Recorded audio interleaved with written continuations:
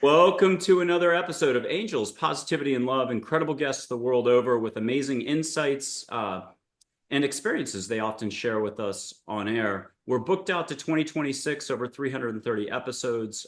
You're welcome to share, subscribe, like, and comment. Emojis count.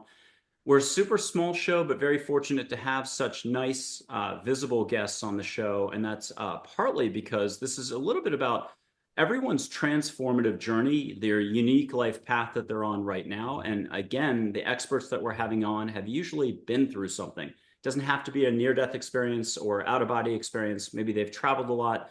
Maybe they've gone through certain cultural experiences and so on. Today, coming to us from California is John Gray. Probably sold between his 20-something books, 50 million copies. He's a relationship therapist, lecturer, just been in demand on the circuit for a very long time, knows what he's talking about. He's also spent a considerable amount of time in India. We'll ask him about that, see what he wants to share. I want to just start off, though, with two quotes, one from Winnie the Pooh and one from a NASA astronaut to help set the tone for the 35-minute or so interview. Story Musgrave once said, "Getting out of the comfortable path, that's what exploration is all about." And I've loved that quote ever since I heard it. Also, Winnie the Pooh, there's a great quote from him, or it's really Piglet. Piglet asked Winnie the Pooh, "How do you spell love?" And Winnie the Pooh replied, "You don't spell it, you feel it." So a lot of this experience that we're going through, it's not supposed to happen up here, it's supposed to happen here. And I think that's what our guest is all about, helping people return home to their heart, to experience more, love more, and show love always. John Gray, welcome to Angels, Positivity, and Love. Great to have you on. Michael, it's a real pleasure. I really liked what you just said about Winnie the Pooh. Uh, I've been saying for years that there's actually books written about love, which say that love is not a feeling, but it's a behavior. And I go, these poor people have never felt love. Some people actually don't feel love.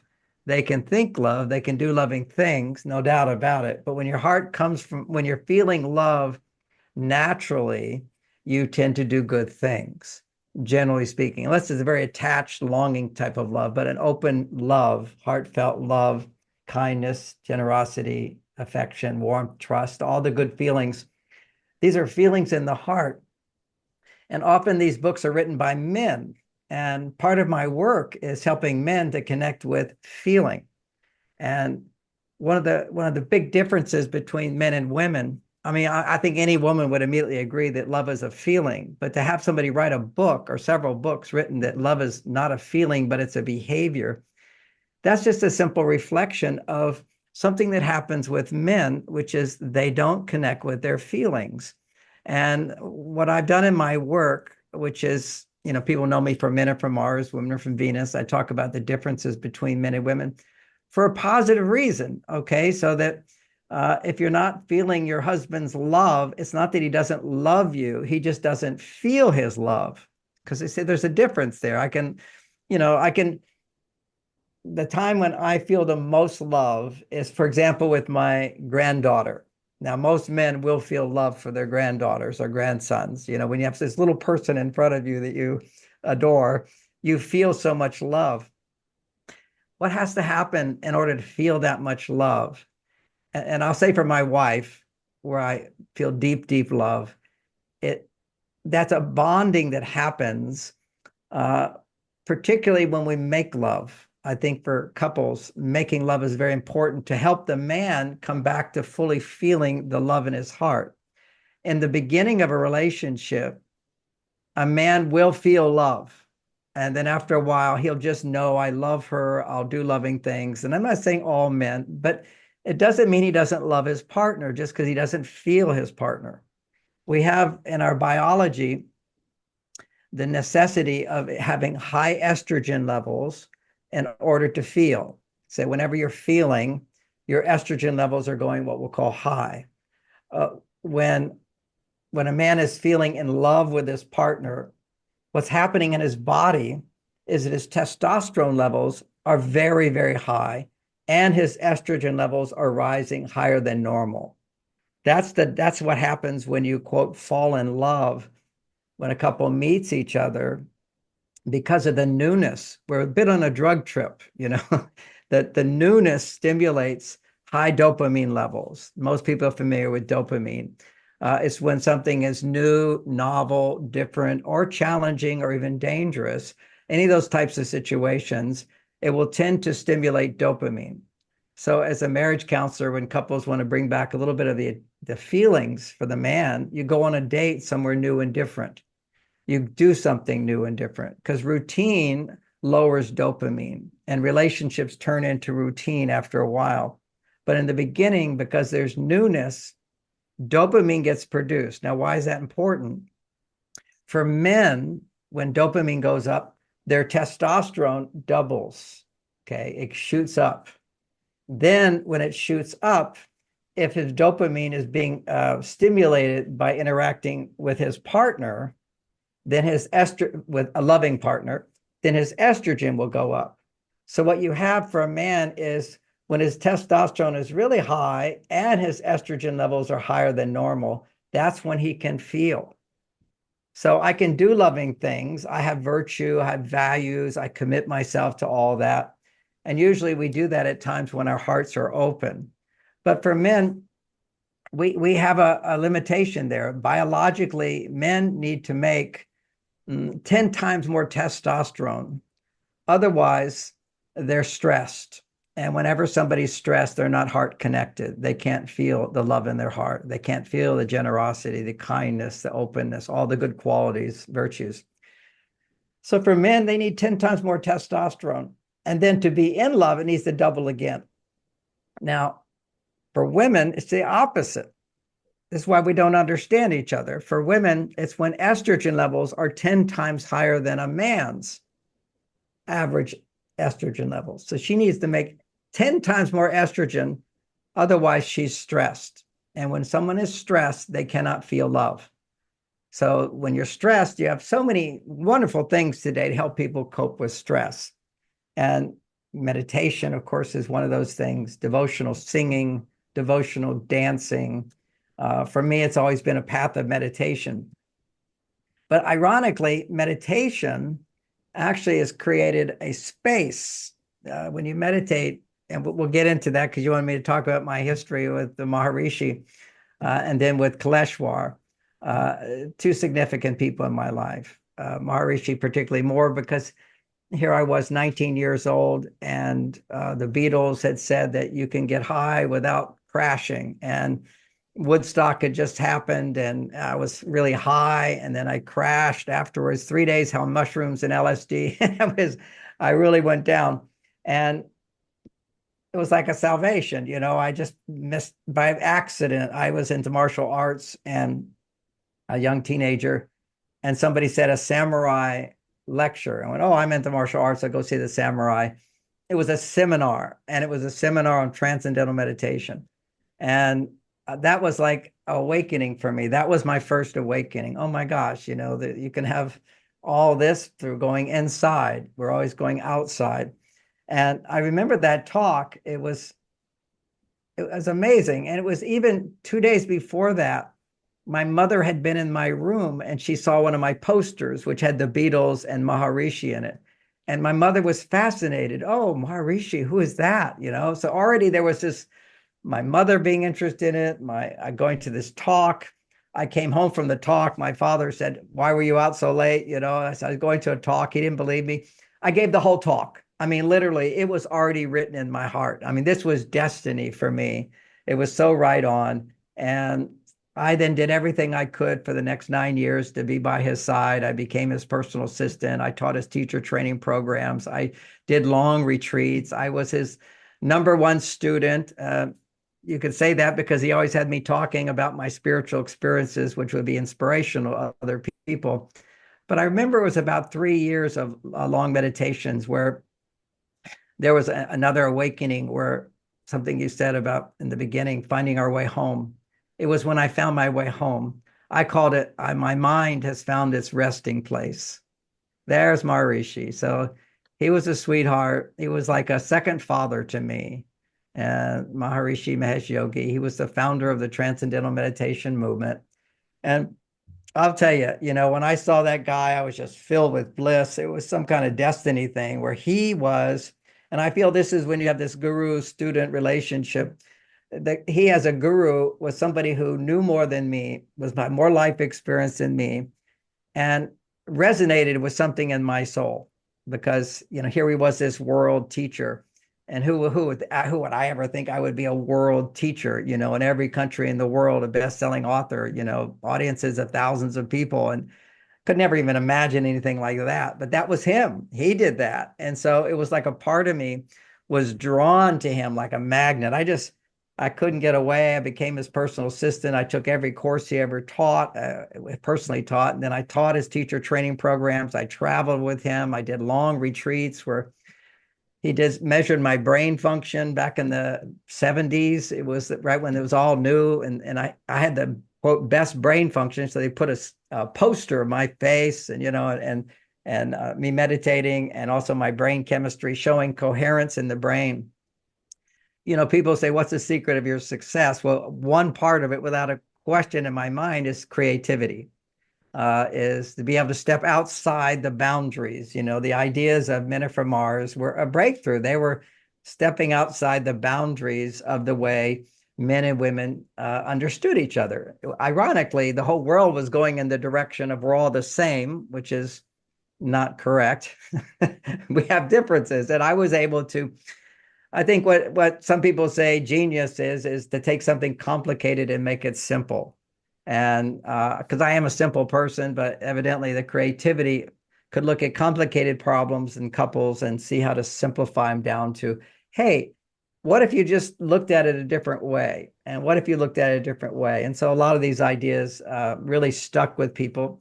But this was years after my meditation time. That was just me learning how to be happy within myself.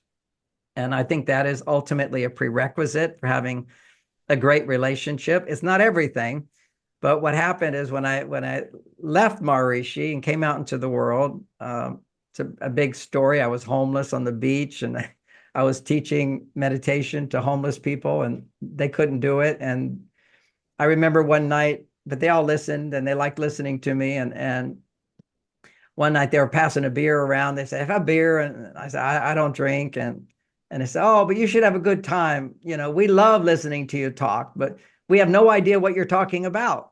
So that was another very important lesson for me in life is we're not, one person is not here for everybody. Okay. We all have our role, and, we're all different flowers in the garden, whatever you want to look at it. And you can't be everything. And that freed me from a lot of pressure, feeling like I should take care of everything I can, as opposed to finding my way. So after this is a fellow Kaleshwar, Swami Kaleshwar. He just put the picture up. Now, Kaleshwar was a different time in my life. I'll jump to that now if you like. I came from being this celibate Hindu monk for 9 years with the Maharishi. And definitely the time for me to leave was another level of enlightenment for me. I went through these stages of being able to find my resting place. I think that's often called samadhi. I could just go into a flow. Okay, and that was a great prerequisite for marriage when I left in the role of being a monk. Because there are times my wife would upset me, and I could go, okay, let me take some time to cool off, to come down from that. And then I could go to my meditation and open my heart again. So many people don't have a tool to come back into opening their heart again.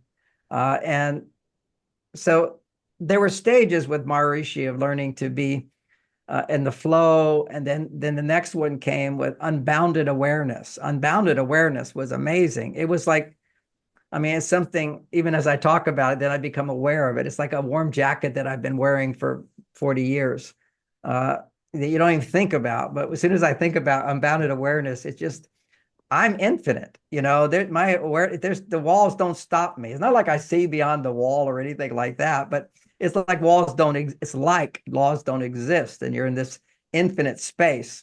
That was quite amazing. And so, and that was a lot of the awakening of the Kundalini energy flowing. And I used to just do 18 hours of my body shaking as the energy was just flowing up my spine. I was so lucky to have the opportunity to do that without having to worry about paying bills or making money or having a relationship. I just feel blessed in that way.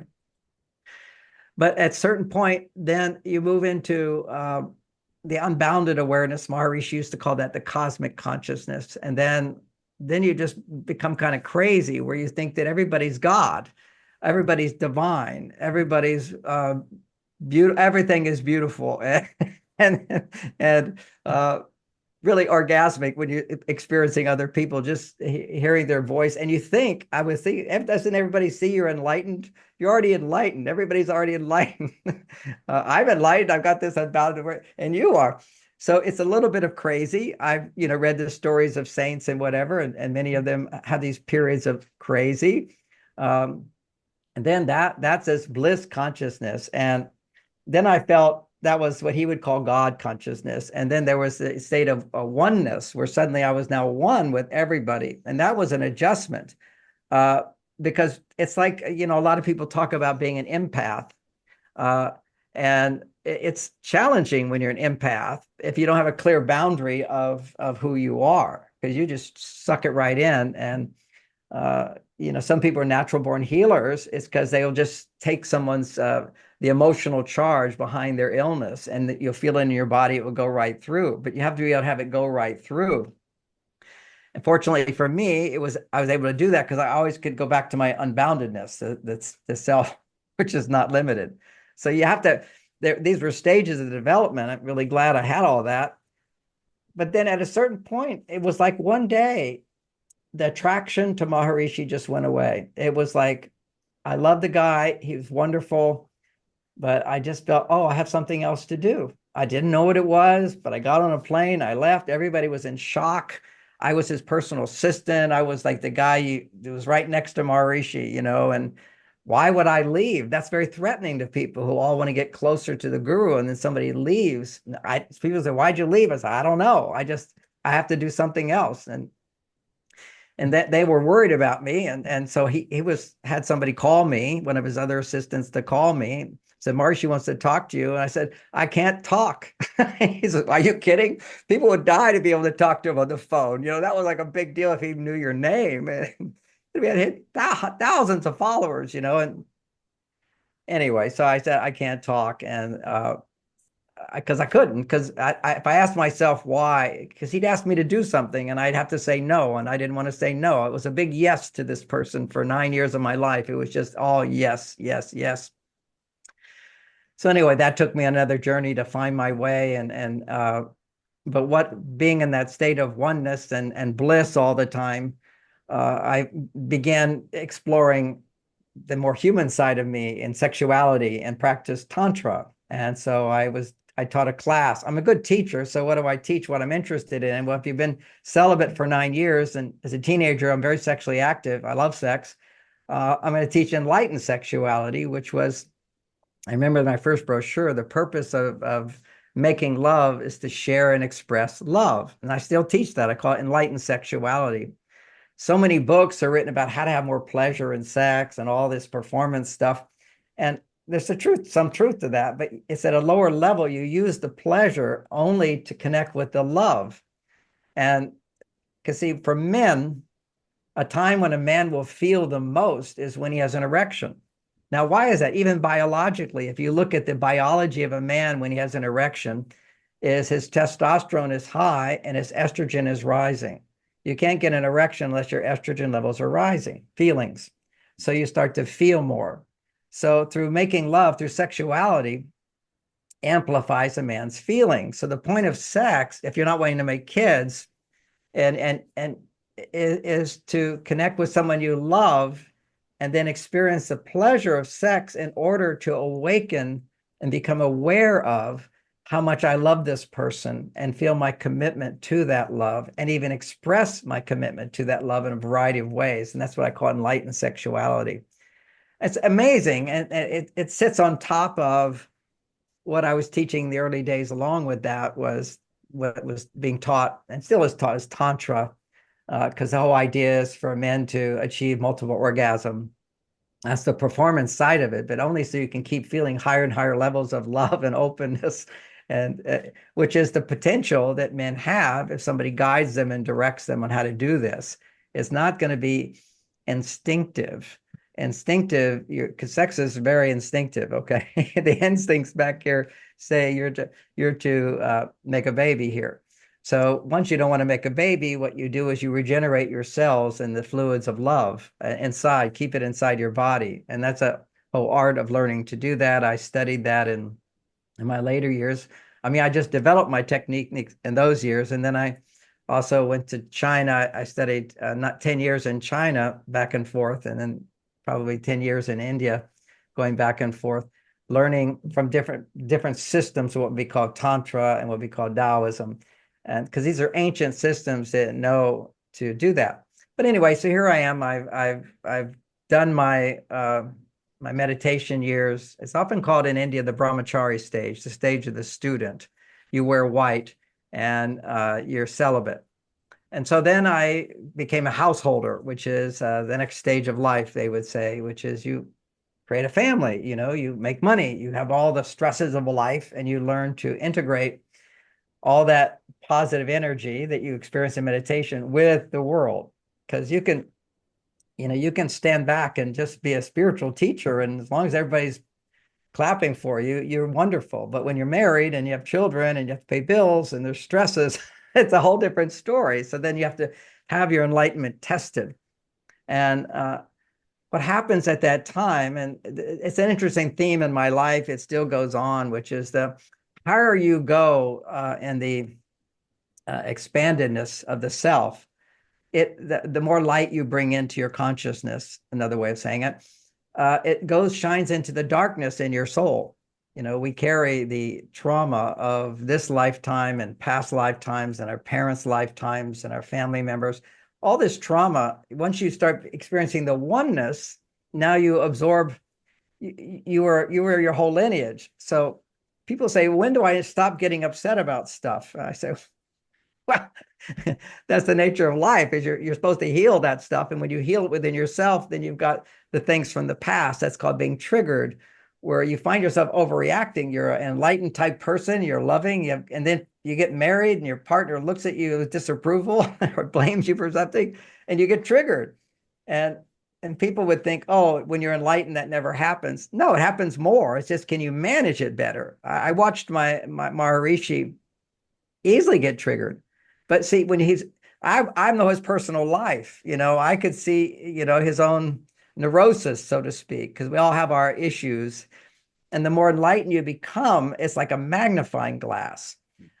Your good qualities become bigger, but your bad qualities, what's often called lesha vidya, the karma you bring into this life, that becomes magnified as well, so that you can heal it with this higher consciousness. They say God only gives you enough challenge that you can deal with. And then when you can deal with more, you get more. It's amazing. And so in my journey, what I found going through this dark night of the soul, where I had gone so high, and yet all this stuff came up from my childhood. Fortunately, I had psychology, I was a therapist, I was teaching classes on healing the heart, and I was in relationships, and then I got married to my wife, Bonnie, and, really anchored all that into being able to sustain the feeling of love for my partner most of the time. And whenever it would shut off, I would be able to go back to my meditation. And then I learned in my meditation, it would be very yang energy. Yang energy is the masculine energy. So meditation is the form where you go into emptiness, okay, expandedness and an emptiness and just massive consciousness, but no feeling.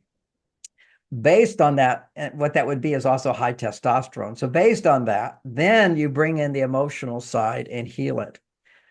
People don't know that when you have 50 million people reading your books, that's a lot of energy coming at you. That when there's 70,000 people a week buying your book and then telling that to other people to buy your book, what that does is that's people's energy coming at you. So I did it for 6 years until I asked God to stop it. Okay. Because I couldn't sleep at night. Every night at 3 o'clock, I'd wake up with all that energy coming into my belly, and I would have to process it. And eventually I learned to process it by sending about it as either going and down and writing another book. I wrote a book every year. Because see, when energy comes in, you have to use that energy. If you don't use the energy, then it's blocked. And if it's blocked, you suffer. So I'd be waiting to sleep and wake me up and say, okay, go write that book. And but I don't want to. I want to sleep in. Why can't I? But either I had to go down and do that, or I had to sit there and suffer, and this energy, blocked energy in my belly, and I would, I'd help process it by going into deep meditative state, sending the energy back out into the world.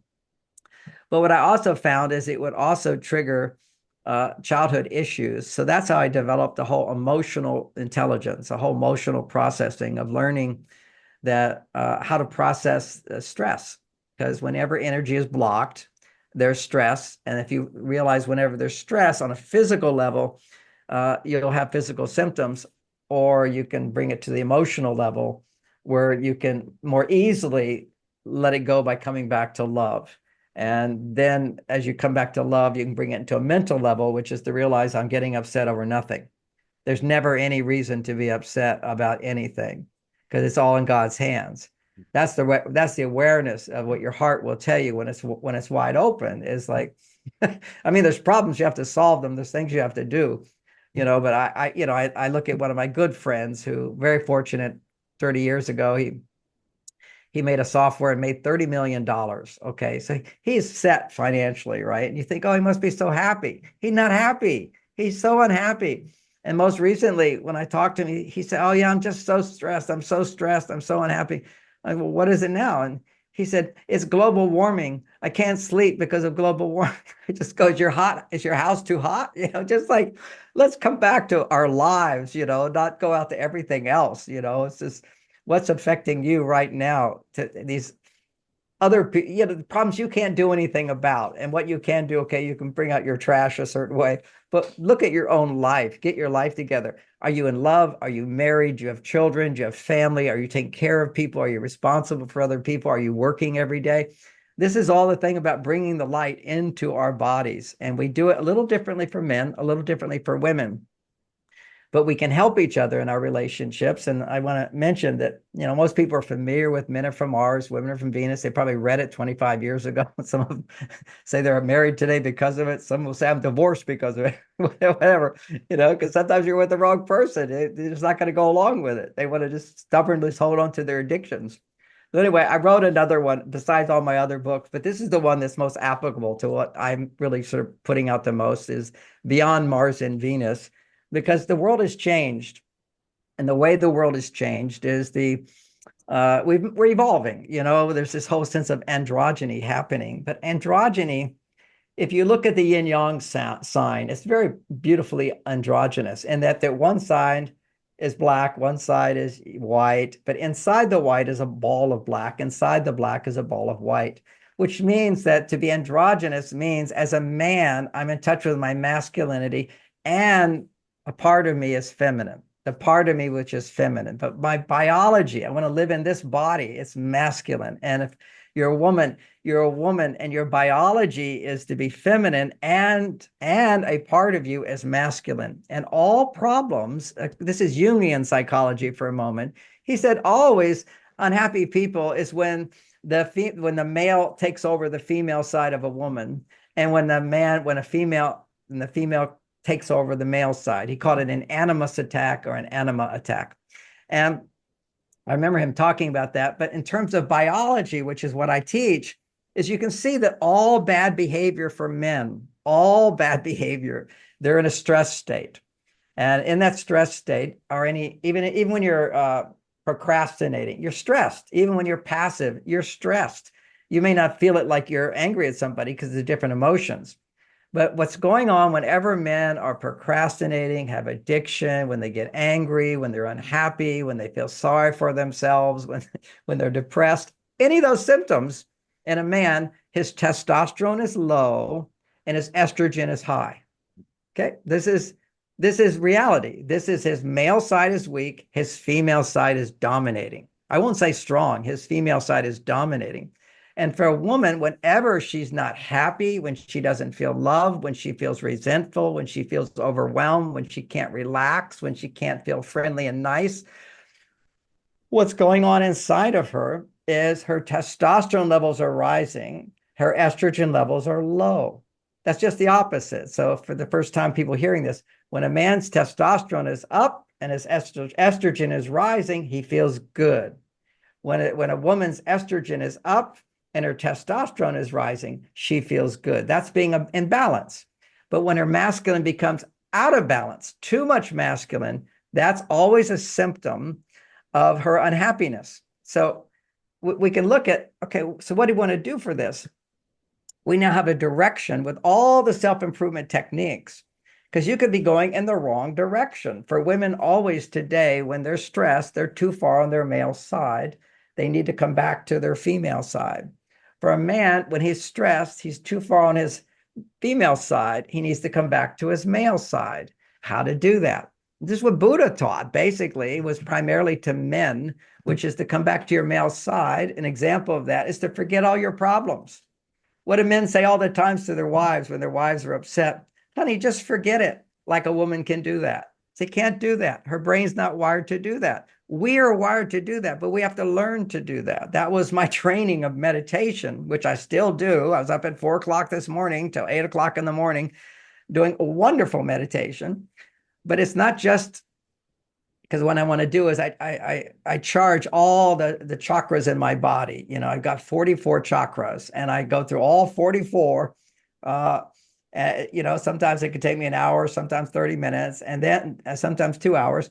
And then I'll just be in that state where all the chakras are spinning. And then I will begin to feel the cosmic pain of the universe. Okay, you can't become one with everything without feeling the pain of the universe. So I'll endure that for quite a while. That's called tapas. I remember, you know, when Yogananda book one time, I was so surprised. Now I understand a lot of this stuff I read when I was a kid.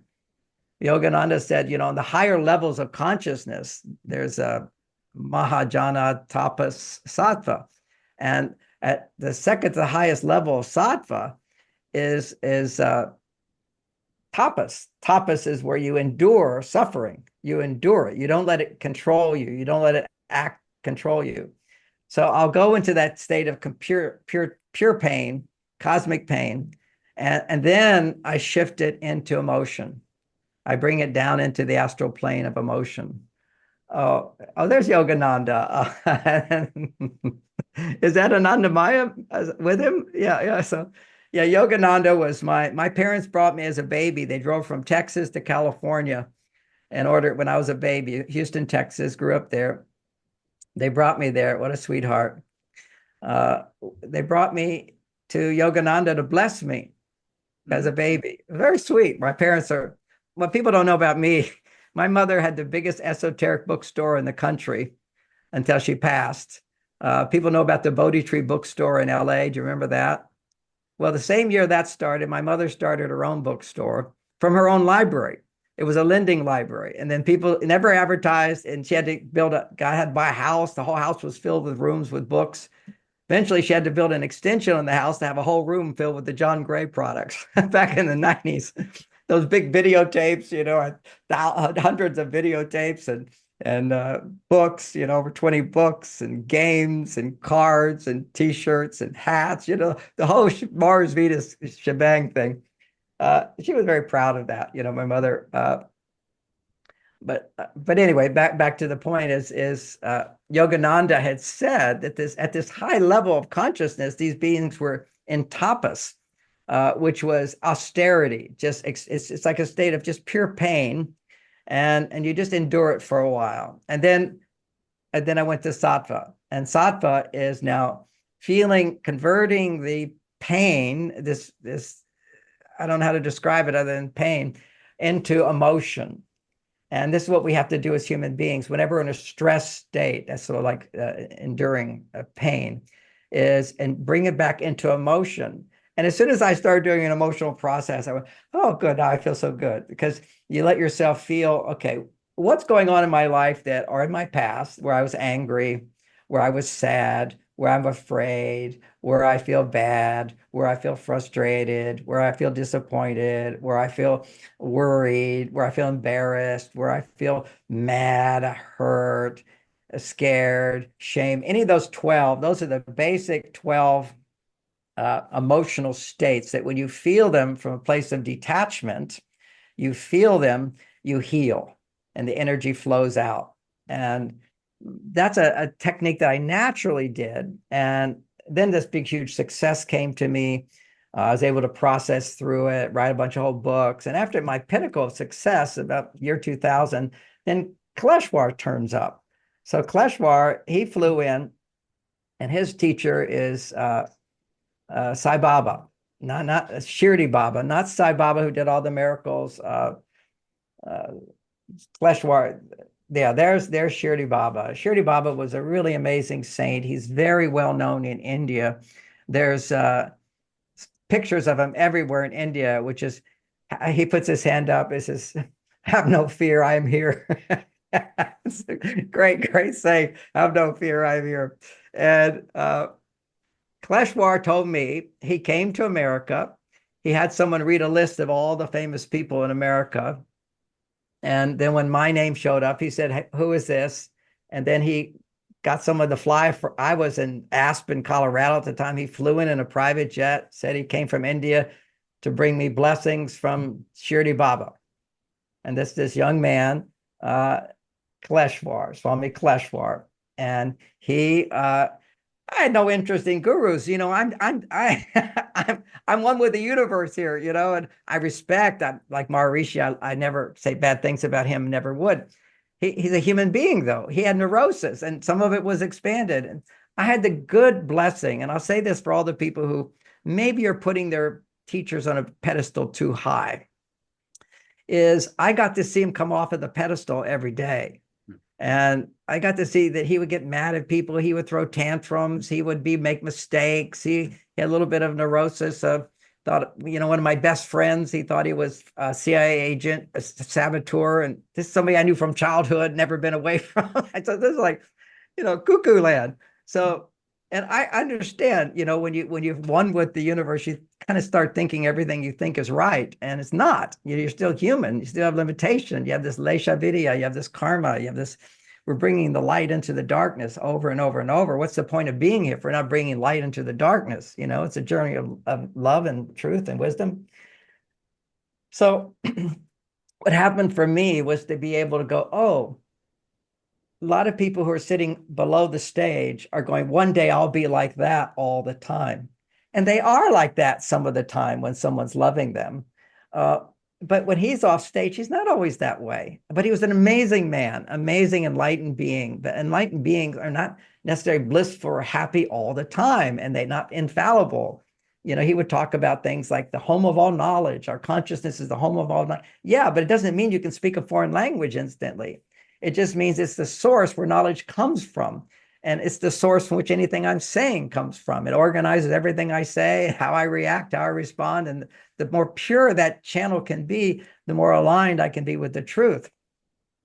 So Kaleshwar came, and what he taught me, what he did is, my friend said, oh, he does these miracle things. And Bhavuti, for example. And Bhavuti it's a thing that saints do in India when you do these big fire ceremonies. And a fire ceremony, you chant mantras, positive frequencies, happy, healthy, happy, healthy, and rich, happy, healthy, rich, whatever. Just say positive frequency stuff.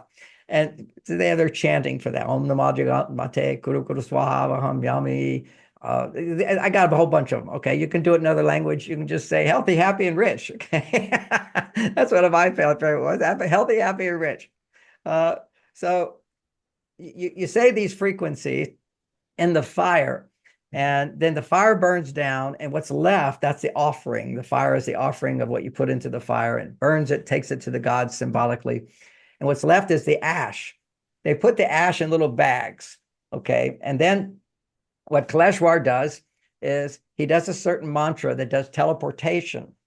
He teleports a little bit of ash. I didn't understand this at the time. He was just doing this. And he said, somebody said he could make ashes. I said, can you do that? Can you show me? And he said, after a long conversation, he said, sure, I can do that. And what he has to do first, which you have to understand, is get everybody resonating with him and people talking. Once everybody's resonating with him, then he'll use that energy of the connection from people to empower the mantra to do the teleportation. And it comes right. I remember the feeling, I still feel it on my hand. He put his hand right in front of me like this, and he did this, and this piece of water came like a drop on my hand, and immediately it turned into powder. And that was the bhavuti, it's called. And he's not the only one who can do this. Sai Baba will go around and do it again and again. But first, he has to have thousands of people, crowds of people. You have to take the energy. I saw Kaleshwar one time. He came to America. He stayed with me. He said his job was to come to give me the 32 powers from Shirdi Baba. And Shirdi Baba was going to channel a 3-year program of me going to India 4 times a year and practicing certain mantras and doing things for a 3-year program. And then he was going to take Mahasamadhi, and that means leave his body. He would be a channel. The energy would flow through me, these 32 cities that we were practicing over those 3 years. And one city would flow to each of 32 of his students. That they'd all get one, and I would get all 32. And that was this thing we were building towards. And, we did lots of crazy kind of stuff. I'll tell one story is where I learned, which helps me today, this understanding of sickness is blocked energy.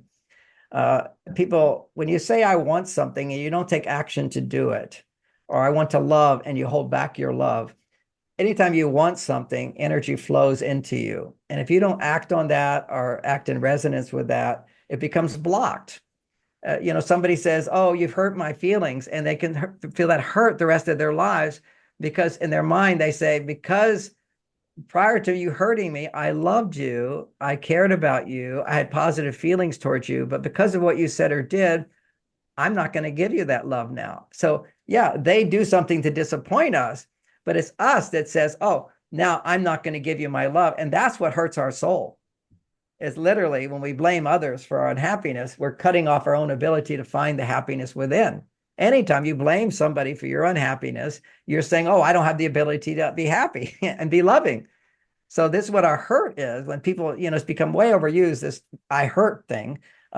Hurt is just you're doing it to yourself. Somebody triggers it. Yeah, they do something you don't like, that didn't work for you, that you had hoped would happen. And therefore you pull back. And when you pull back, that's hurt. That's anger. Everything is blocking love flowing through you. Well, that wasn't the way Kaleshwar taught me, but that's sort of my translation of it into English. What he was explaining is that it was one of the, what happened is I would go there, they'd give me a new mantra, and he would have, like, this one time he had, I think this is one time where he had 16 other yogis, siddhas, who could do bhavuti, and they could do other things. Okay, so 16. And they would chant for a week a certain mantra and put my name on it. And then I would do the mantra for, I started around 10 o'clock at night and go till 6 o'clock in the morning. So I have to be doing this mantra. I get this new mantra and I'm doing the mantra, 12 hours, something like that. And I got 8 hours, 10 hours. And so now I'm doing the mantra. So then I don't know what's going to happen. And so then they all come in, and it's in the early morning, and they bring this woman in, and they've got a cobra. And what I'm going to do is heal the cobra bite. Now, that's what Kaleshwar was famous for, by the way. That's how he got known in his village as a healer, as he could heal cobra bites. And you can't heal it if it's been in your body for a while. But if you catch it at the beginning, because I said, I don't want to do this. They said, I'm not going to suck poison into me. He said, no, you pull the energy of the poison. You can suck the energy of the poison out of someone. And so you suck the energy out. I can do that through my fingertips. It's like magnets. I can pull energy out of people. So I asked that the negative energy of the snake, of the venom, and I even have it on video, and they even had me show me there was a venom sac. They wanted to prove this was real venom, a venom sac, and the bite, and they didn't get it with the camera, so we had to do it again. The poor lady got bit by a cobra again. And then they had me do the mantra, and now I'm doing the mantra, and I'm sucking the energy, and I have the help of all these other siddhas doing it with me. You need resonance to sort of develop the channels inside of you. And that was the whole point, is that he was helping me develop these channels to bring down these 32 cities through me. So now, so after that, I pull the energy in, and then they say, now we have to decharge the energy. So I sucked it into my body, and I ran a fever, my eyes turned yellow, Must have been some liver thing going on. And I had another, what they call healing tools, this other stick that was another healer, another trip he had given me, a Siddha who lived in the mountains, the loincloth, had his healing stick he gave to me. It was always, I was going to help bring this wisdom to the West, and people, I say, why are these people coming? He says, they would laugh at him at first. And then he'd say, at 12 o'clock at night, just say his name, John Gray. And then they would decide to do it. I don't know, there's something about 12 o'clock at night for these people. Anyway, so what happened is then I learned how to suck the energy into my body and then send the energy out into the stick. And I had these other, like, I don't know if that was 16 people or 32. One of them was 32. All this whole group of healers, all blessing me, helping me send the energy through me into the grounding of the stick in the earth. So that became an understanding for me that I didn't clearly know. I knew that prior to that, all this energy would come at me. I'd have to either use it or I would send it back with blessings. I can always feel the energy come in. I can send it out through my fingertips. Well, then now I understood that all negativity, all negative emotion is just blocked love, blocked motivation, divine energy. And so when people are sick, what I learned to do is this certain mantra, and I don't do the mantras anymore. I just have the intention, but the pull the energy in from the back of right where the spine hits the brain is an amazing place to suck energy out of people. Forehead's a good place to put it in, activate it. It's a good place to send it down from the heavens. But what I would do is activate, pull energy out the back, and then at the end, having pulled out, then I would recharge. So for many years, I was doing energy healing. So I went to a whole nother phase of my life doing energy healing and pulling energy out, bringing it down. I stopped. I was even doing a whole cancer course, and we're going to film it, how people were getting better from cancer from it. And we had amazing results, but I had to stop because what happened is when I pull energy out of somebody, it goes into me. I can easily decharge it, but it goes into my wife and my children, and they can't. So this is why, generally speaking, healers were always like shamans never got married. Shamans, by the way, never got married for two reasons. One is that in most cases they were gay. They had no attraction to women. And so there was no point in having a wife. In the world, a long time ago, everybody got married. Okay, the whole point was to make babies, and sex ruled the day. But if you had an androgynous by birth, okay, some people are more androgynous by birth, meaning your own male and female side. There's no attraction to females because you don't need to connect with your female side. Like I connect with my female side through my wife. Okay, so that then brings me into balance, and then I can be doing my work. I'm still in touch with my female side and balance, but there's a tendency to always go out of balance. That's the nature of life. Self-correction is the purpose of life. In Christian religion, repent. Repent is the alignment with God. You can't consciously align with God unless you make a mistake and you realize that was a mistake and I'm committed to following a different way. It's that repenting and the commitment to change that aligns you with the divine spirit. And then divine spirit, and we have some soul desire, and then our soul desire comes forth, and then we don't act on it, and then we suffer. So anyway, so Kaleshwar, the end of that story was that 3 years has passed, and I mean, we were doing all kinds of cities. I have a stone that I could take from dirt with his hand, with him helping me, take mud from the ground and roll it in my hand, and it formed a stone, the sparkly Shiva Lingam. We had a cross that we did. I said, this is not so much like for the West, making powder out of your hand. So we were adapting the cities for the West to impress people. And I had a cross that would bleed. Okay. It was a Jesus cross. It would call on the divine energy, that Jesus blood flowed through it. We had, he was doing bhavudi one time. I said, no, this is not really much in the West. What if you could turn water to wine? And he said, I can do that. I really? And he said, yeah. I says, okay, get me a cup of water. I got a cup of water, handed to him. He's holding it like this, and he does his hand like this. And for the bhavudi, and the bhavudi goes into the water, And he says, can you smell it? I said, no. He says, make it stronger. And it was like bourbon. Brought it home, showed my wife, showed my kids, drank it. This was, so this was all like really flashy stuff. And the whole point of that is, I mean, I can go buy wine. What's the big deal?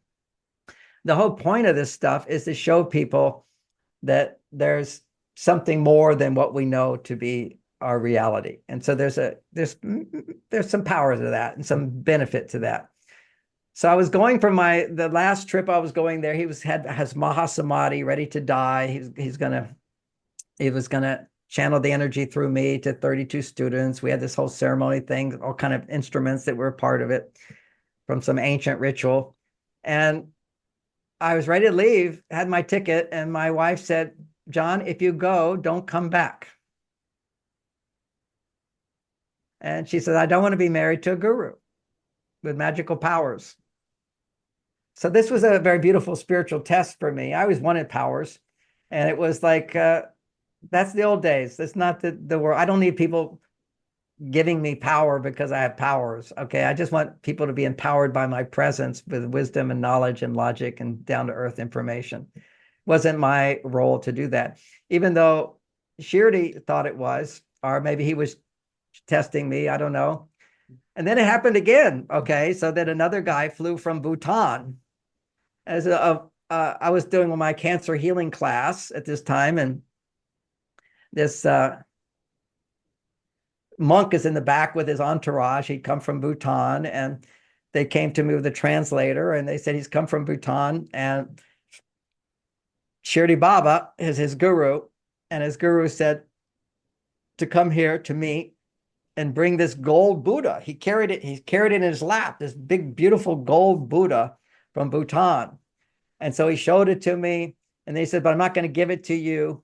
I'm angry with you. He said it through the translator. The translator said, he's very angry with you because you're not saying who you are. And I said, well, I'm John Gray. And he says, no, you're incarnation of Shirdi Baba. He's your high self. I said, no, I'm John Gray. Because I am John Gray. I'm not Shirdi Baba. This is an ego trip for me to be something other than who I am. I'm right here, John Gray. And so anyway, that was into that meeting. But all these tendencies, I mean, I've had all these ego. What happens, you get tempted to have a big ego trip. When I was, after I left Maharishi, I had so many gurus wanting me, like Muktananda. I was friends with Muktananda. Muktananda basically said he wanted me to be his personal assistant. He wanted me to teach his teacher training program. I visited another friend, which was a Kundalini guy. He brought a wife in. He said, please stay with me. It's just, this whole idea of you're special, you're special, you're special. You got to knock down the ego. And I'm so fortunate to be married to my wife, who did a very good job of that. There he is. Oh, Muktananda, amazing guy. And, I know the whole gang. I traveled around to see what they're all like. I never went to the Rajneesh group. I just didn't feel connected to him. It was too much illusion, too much putting him on a pedestal. It was, particularly at that time, it was very uncomfortable for me because I was just settling into being one with everybody, and to be one with a group that's putting somebody above us, I would feel uncomfortable. Or being in a group that's putting someone below us, I would feel very uncomfortable. There's a sense of equality. Then there's other stories like that, but my trips to India were quite far out. I remember the next day after the Cobra, he showed me this scorpion. A scorpion was on a leash. They caught a big scorpion. I mean, like a big scorpion. You haven't seen an Indian scorpion before. He said, that's what we're going to do tonight. I said, nope, not going to. Because they took a chunk. The guy had the scorpion. He had a chunk out of the back of his foot. He had evidently been healed by Kaleshwar. And now he was in charge of this. I said, I'm not doing that. I'm not doing that. It was kind of crazy stuff. There's a lot of crazy stuff that I'm not going to share. It just was too personal and private for what they do there. But those are some fun things to share about it. But one thing's for sure, there are mantras, frequencies that allow you to teleport things. I see he would do necklaces. He could do this, and a necklace would come out of his hand. But somebody else went to the store that week and bought those necklaces, and he lays them out on the bed, and we do a mantra over them. And then you say the mantra again. He would call it angels. He would say it's angels that will come and do things for you. And then there were out of the body experiences and a lot of different types of things. For me, it was Marvel comic books. I grew up on Marvel comic books. And what I realized is we're a whole different world today. The purpose of us being here is to help our neighbor, to be loving, to be married, to have children. If you're not married, to be happy and fulfilled in your life, be of service in the world. Uh, More of a humble kind of place to be. And it's my whole journey. It's always humbling, humbling, humbling. Here I was, the biggest selling author for a decade in America and around the world. And it was big. It was big. And never once during that time did I have a positive print interview. Like the New York Times ignored me completely when I was on their list for over 5 or 6 years. Never wrote anything on me. Finally did when I had a Broadway show, and then they did a terrible review of it and lied. And I never always had positive video. I mean, Oprah shows, Today shows, Bill Donohue's show. I mean, these are the people that helped me get my message out in the world. I'm so grateful to them. But then you got the print interview was always slandering me and telling it terrible. And then in the year 2000, I was canceled. Never allowed to be on national TV again. We know canceling now, but because my message is against the narrative, at least they see me as against it, of I'm saying men and women are different, and I'm saying that that's normal and natural, and they had a different agenda. And what happens when we don't acknowledge the differences between men and women, all passion goes away between men and women. See, that's my secret for couples. They all say how to have more passion in your life. Well, what you do is you create situations where men's testosterone goes higher and women's estrogen goes higher. And now you have polarity, and polarity then creates attraction. If we take away the polarity, nobody wants to get married. Nobody's motivated to have children. And some people would like that to be the case. And I'm over here I'm on team. Let's have men and women loving each other and making love. So that's my journey. John, wonderful sharing. Oh my God, thank you for that. I have about 5 little things. 2 are kind of statements. One has to do with being canceled back in 2000. If anything, today your message is more on point than ever before. I hope 3 new books are coming out for everybody on how to handle their triggers, how to love more, show love always, and stuff like that. I have a statement Well, on it only takes one book. Only takes one book. I have a little statement on compassion, kindness at the very end, and I wanted to read one Gary Zukav quote out of Seed of the Soul that I think you mentioned a while ago. And then lastly, I would love for you to just give us one example daily how people can grow their awareness, not their thinking. And again, the one book for managing your heart tool better would be that book, Beyond Mars and Venus, right? Yeah. Yeah. Okay. Yeah. The quote from Gary Zukav is, "You change the way that you shape the light which is flowing through you by changing your consciousness." Could I get a quick reaction to that? Sure. Absolutely. Oh, absolutely. I get it. I love that. And then the statement, what's one daily tip for growing your awareness, not your thinking? Well, to have some mindful technique, there's so many different kinds of meditation. I just think people should take some time to practice something. And particularly for men, the more quiet meditative techniques. But when women on their male side, they can do those quieting techniques because they're on their male side. But then they need to always balance it with their female side through sharing, through singing, through dancing, through particularly sharing what's going on inside of you. This is the most powerful way for women to go from their male side to the female side to share their feelings inside. Anything to do with sharing feelings, positive or negative, will raise your estrogen. And if you do it to a man who loves you, it will be even greater. But if you do it to a man who loves you, you want to share about other things that are bothering you and not him. It's very hard for a man to hear complaints and feel empathy. When somebody's doing this, it's hard to have empathy. So you can get a lot of empathy from a man by learning how to share your vulnerability, your emotions. That's always going to increase your estrogen. about other things, like having a conversation for 10 minutes where you would say, for 10 minutes, I just want to talk, don't say anything. I call it a Venus talk. And you say, today, something that was frustrating is, something that's disappointing is, something I want to concerned or worried about is, something I said or did that was embarrassing. Those are all emotions. They're very powerful to stimulate estrogen. Even though it sounds negative, it's actually stimulating estrogen, because if you're stressed, you always need to raise your estrogen. So that's a awareness of what we feel. And for a man, if you're stressed, have a meditation technique or exercise. Very important. Depressed men are just thinking about problems all the time. Do something. Do something. Well, your message is very important for everyone. I think it's even more relevant today, considering how much thinking is going on out there. Last sort of just statement or reminder for everybody, and then I'd love to get a reaction as you sign us off. You've done a million shows. This is just a quote about compassion, kindness. Sometimes the person next to you or a stranger just needs validation via love and compassion. A smile changes any moment. So too does laughter or a few kind words. Be compassion to all. Do it. I love it. I love it. I was sharing with one of my daughters the other day, and she was complaining about something and going on in her life. I could have easily given her advice. She wasn't asking for advice. I simply said, I love you so much. You give so much to everybody. I'm so proud of you. She said, gee, tears came to her. Gee, it's good to have somebody who loves me. That's what love is, the power. Sometimes just the statement, just the feeling behind it. John Gray, thank you so much for being on Angels, Positivity, and Love. You're amazing, and you shared a lot with us today. Thank you very much. Appreciate it. You're welcome.